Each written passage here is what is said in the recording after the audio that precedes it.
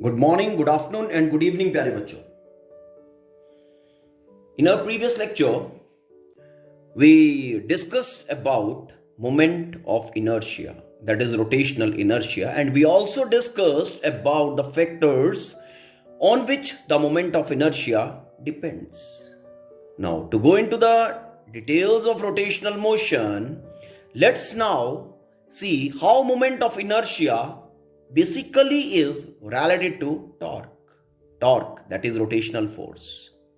Okay, so let's move ahead to discuss the things in detail. To discuss the things in detail, I am considering a rigid body.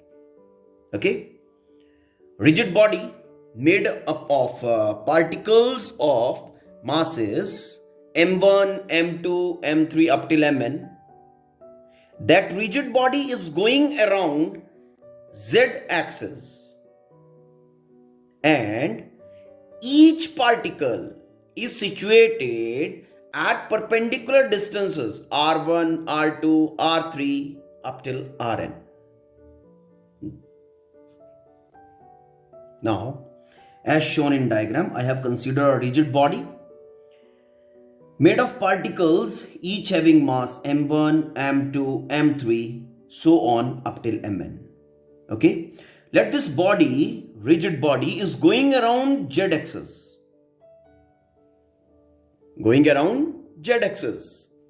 With constant angular acceleration. Okay, with constant angular acceleration alpha.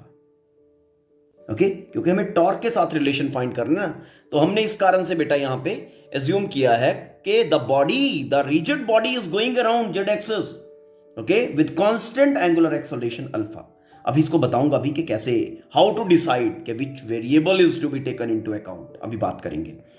Now let each mass as shown here, each mass is situated at perpendicular distances from axis of rotation.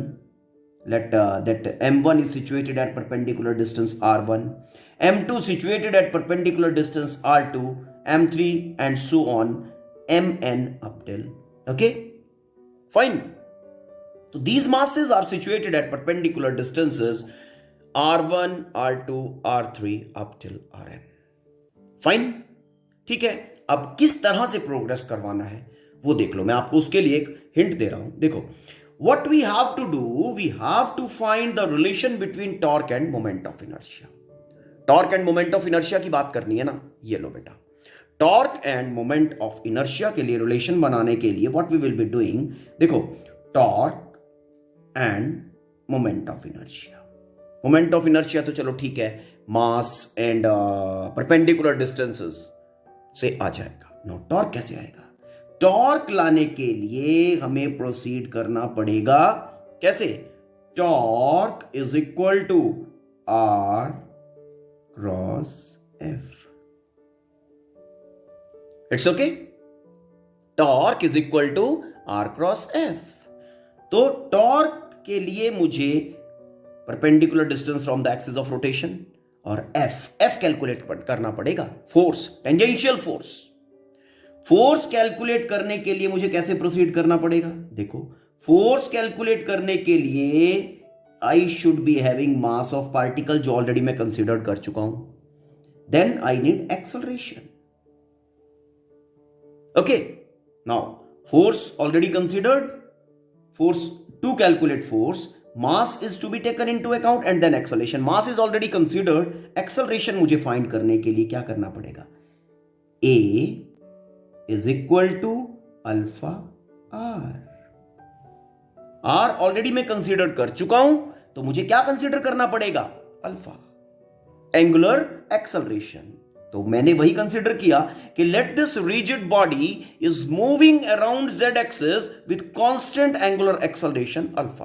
तो constant angular acceleration alpha and R, that is perpendicular distance के help से मैं acceleration लेके आऊंगा. ठीक है. Acceleration से I will be able to calculate force using mass, जो कि मैं ऑलरेडी कंसीडर कर चुका हूं. फोर्स कंसीडर करके, फोर्स कैलकुलेट करने के बाद I will be calculating the torque acting, that is R cross F करके. ओके, एंड टॉर्क जब मेरे पास आएगा तो उसी रिलेशन में मेरे पास एम एंड आर आएंगे. I will be able to make moment of inertia. Like that I will be able to have the relation between torque and moment of inertia. Okay, let's see. Okay, किस तरह से ये होगा.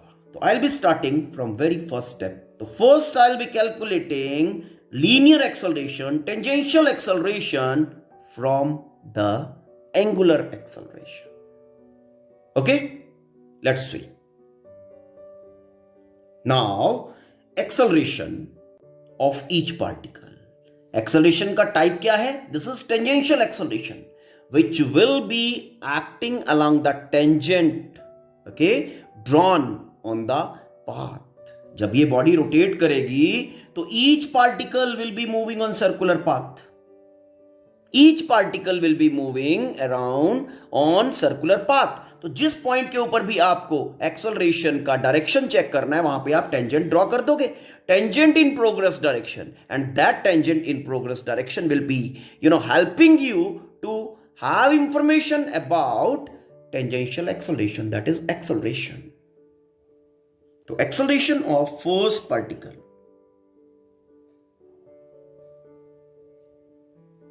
acceleration of first particle.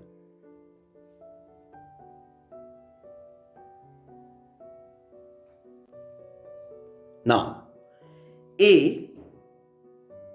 vectorially A is equal to alpha cross R. अब जो ध्यान देने वाली बात है यहां पे, alpha is a axial vector basically, ठीक है ना. तो along the axis of rotation होगा. फाइन. और जो हमारा आर है, आर इज दिस वे. तो दोनों परपेंडिकुलर टू ईच अदर हुए ना, तो एंगल थीटा इज 90. तो I should be able to write for the first particle, okay, यहां पे आर बनाएगा. ए अल्फा इज कांस्टेंट, तो a is equal to alpha R1 sine of 90. Alpha R1 sine of 90. And I should be able to write the acceleration of first particle as A1 is equal to alpha R1. अब A का direction क्या होगा? Along tangent. तो ए के direction के लिए हमारा जो बॉडी है वो यहां से इस तरह से जा रहा है, डाउन साइड जा रहा है ना यहां पे. तो डाउन साइड, तो जो एक्सेलरेशन का डायरेक्शन होगा वो टेंजेंट प्लॉट करोगे आप. टेंजेंट प्लॉट करके that will be perpendicularly inside the page. ठीक. और अगर आप अल्फा क्रॉस आर से भी चेक करना चाहो, you should be applying right hand thumb rule. आप बड़े आराम से फाइंड कर लोगे. Alpha is a rotational vector, axis of rotation के अलोंग है alpha. R is this way. तो अल्फा क्रॉस आर, देखो right hand thumb rule, fingers मैंने यहां पे कर्ल किया. ओके, फिंगर्स को ऐसे कर्ल किया. अल्फा है ना, आर इज लाइक दिस. तो अल्फा क्रॉस आर, थंब कहां पे पॉइंट कर रहा है? When I am curling my fingers from alpha vector to R vector. Okay, तो my thumb is pointing perpendicularly inside the page, perpendicularly inside the page. Therefore जो हमारा acceleration है जिसकी हम बात कर रहे हैं, okay, that should be perpendicularly inside the page. तो ये जो फर्स्ट पार्टिकल का एक्सेलरेशन हमने लिखा है, this is perpendicularly inside the page. Acceleration of second particle, similarly acceleration of second particle, that is A2, we can write it as alpha R2. It's okay? Fine. And similarly A3, acceleration of third particle, alpha will be constant for every particle, R3. And similarly for nth particle, we should be able to write the acceleration as alpha Rn. Okay, ये सारे acceleration कहां है? Along tangent. And for this orientation, okay, ठीक है, क्या होगा? क्या होगा, यहां से जो बॉडी का मोशन है that is a like this, तो टेंजेंट जो होगा परपेंडिकुलरली इनसाइड द पेज, तो acceleration should be perpendicularly inside the page for this orientation of the body. तो acceleration, these all accelerations are along tangent, tangent in progress direction है ना, और perpendicularly inside the page for considered situation, जो situation हमने already consider किया है। इस situation के लिए जो हमारा एक्सेलरेशन वेक्टर है that is perpendicularly inside the page. Okay, अब एक्सेलरेशन आ गया, ठीक है। अब एक्सेलरेशन से हम क्या लेके आएंगे, फोर्स। ये जो हमारा फोर्स वेक्टर होगा, okay, force vector will be in the direction of acceleration. F is equal to ma, acceleration vector and force vector both are parallel to each other. So force acting on each particle now. Force acting on each particle, ये लो, first particle के ऊपर force on first particle, ठीक है। सबसे पहले first particle का situation लेते हैं। फर्स्ट पार्टिकल के ऊपर let the force acting is F1, ठीक। F1 will be equal to m1 a1। Now acceleration already हम कैलकुलेट कर चुके हैं, है ना। तो placing the value of acceleration from previous calculation, अब देखो फर्स्ट पार्टिकल का जो एक्सेलरेशन था दैट वाज अल्फा r1, तो यही वैल्यू आई एम प्लेसिंग। तो दिस इज m1 और a1 का वैल्यू आया alpha r1। Now, what will be the direction of this force acting on first particle? The force will be having direction similar to direction of acceleration. It's okay. Acceleration is perpendicularly inside the page. So, in the same direction, our force vector will be acting. Now, second particle. Second particle के लिए क्या होगा? Second particle F2.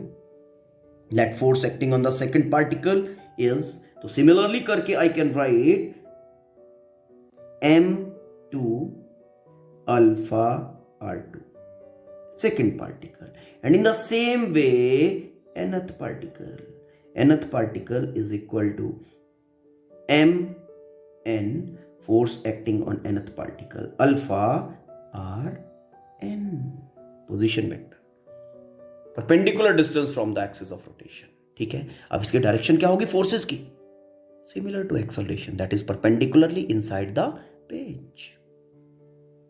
तो what I said, direction of force acting on each particle will be similar to direction of acceleration. Newton second law of motion यही कहता है ना, F is equal to ma, whatever will be the direction of acceleration that same will be the direction of force. And acceleration का direction क्या है, perpendicularly inside the page. So force on each particle will be acting perpendicularly inside the page. Now after calculating force, देखो क्या करना है, after calculating force I have to proceed to calculate torque acting on each particle. Okay, force आ गया ना, तो R cross F, torque acting on each particle, ठीक है। तो torque on first particle, okay, τ1 is equal to r1 cross f1 force on first particle. It's okay. अब अगर आप डायग्राम ध्यान से देखते हो, force acting on this particle is perpendicularly inside the page and R vector आपका ये रहा, ओके। तो R and F which is perpendicularly inside the page both are perpendicular to each other, okay.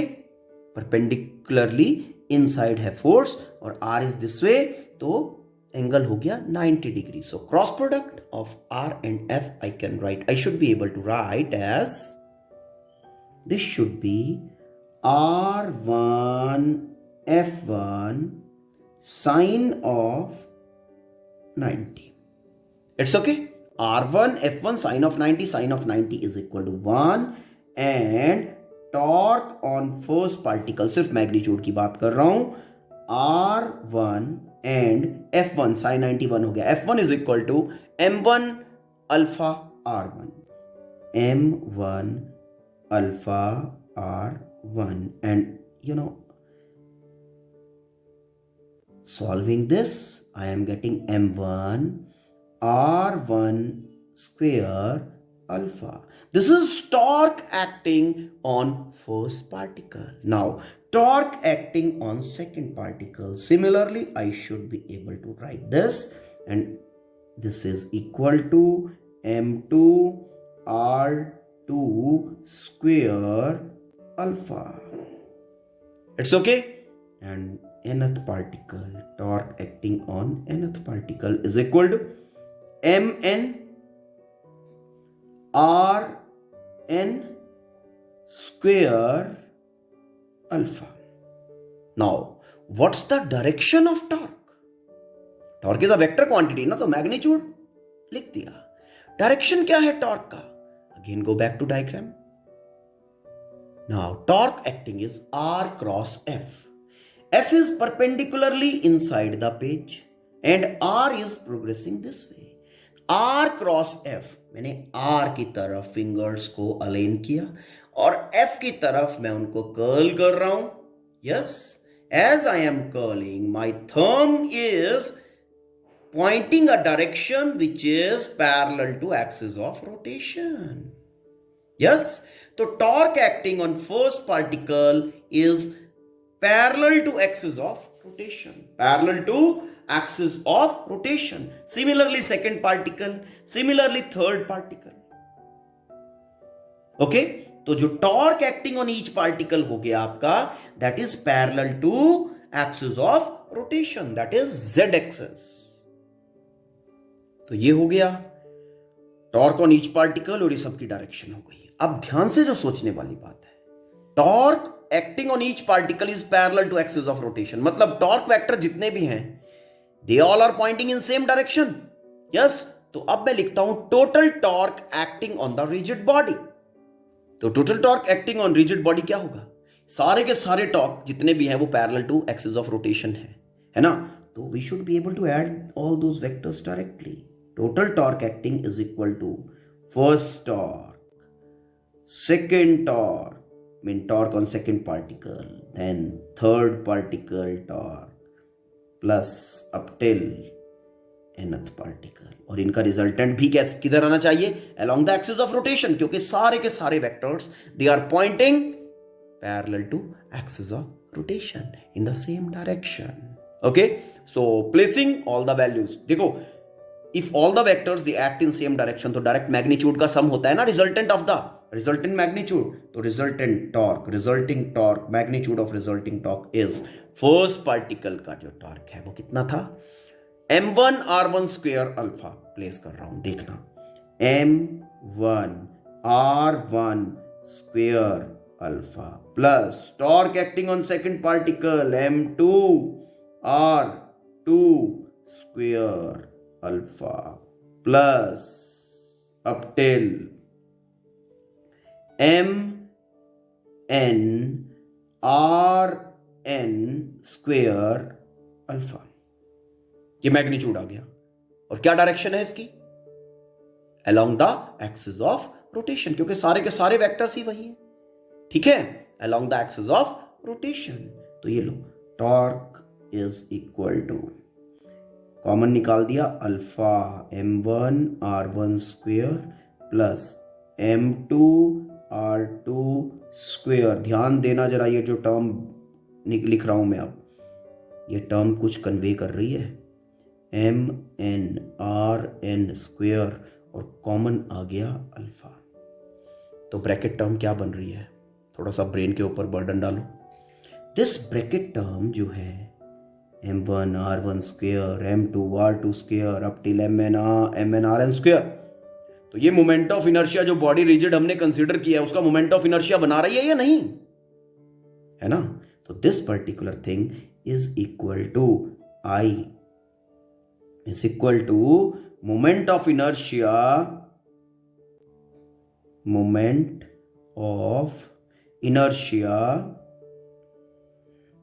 of considered rigid body. Considered rigid body. Rigid body. Yes?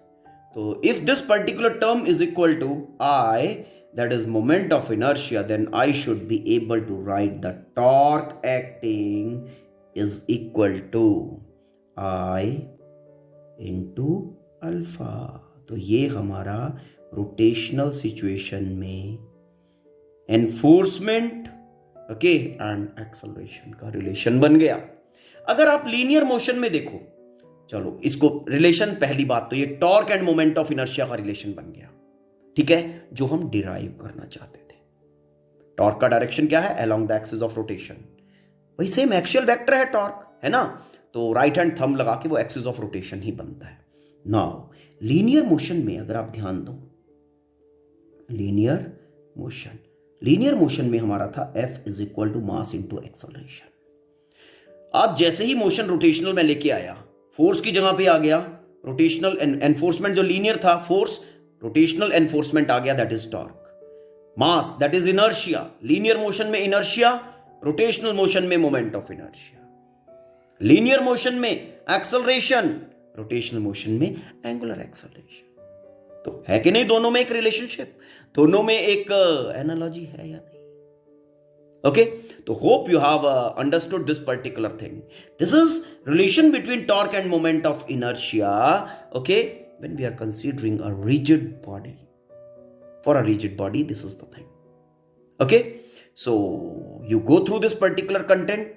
Okay, and if you find any confusion, let me know about. Okay, in our next lecture, we will be concentrating in relation between angular momentum and moment of inertia. Okay, go through this particular thing. ठीक है, and wait for next video. Thank you. Have a nice time.